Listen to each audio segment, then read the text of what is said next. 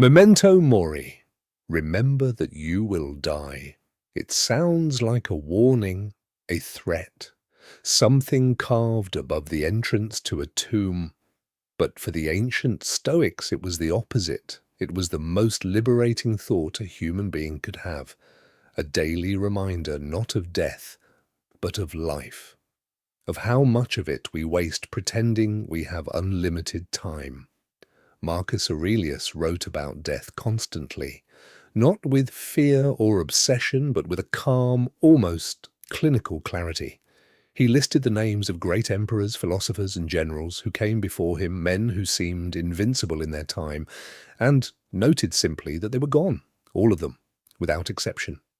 He wasn't trying to depress himself, he was trying to wake himself up, because Marcus understood something that most people spend their entire lives avoiding. The fact that your time is finite is not a tragedy. It is the only thing that gives your time any meaning at all. The phrase memento mori is Latin. It means remember that you will die, but its roots go back further than Rome, all the way to ancient Greece, and a practice that sounds almost absurd by modern standards. When a Spartan king sat down to make an important decision, an aide would stand beside him and repeat over and over, "You are mortal, you are mortal, you are mortal," not to humble him, not to frighten him, but to sharpen him, to cut through the noise of ego and politics and bring him back to what actually mattered. The Stoics took this practice and made it personal. Seneca, one of the greatest Stoic writers, kept a skull on his writing desk, not as a morbid decoration, but as a tool, a constant physical reminder that the hours he was spending at that desk were hours he would never get back, that every sentence he wrote either mattered or it didn't, that there was no time to waste on things that didn't. Marcus Aurelius did the same in his writing. In Meditations, he returned to the theme of death again and again, not with despair, but with a kind of fierce gratitude. He wrote about waking up each morning as an act of fortune, about treating every conversation as if it might be the last, about doing the work in front of him as if it were the only work left to do.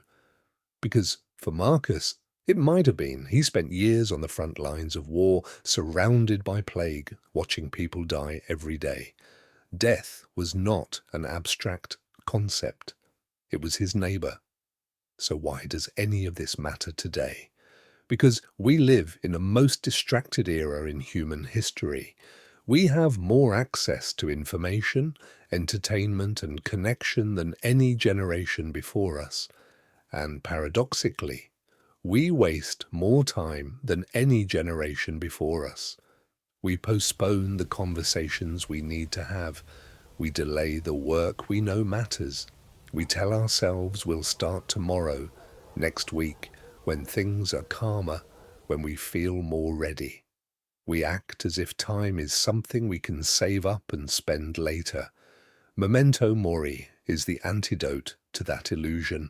Not because thinking about death is pleasant, but because it works.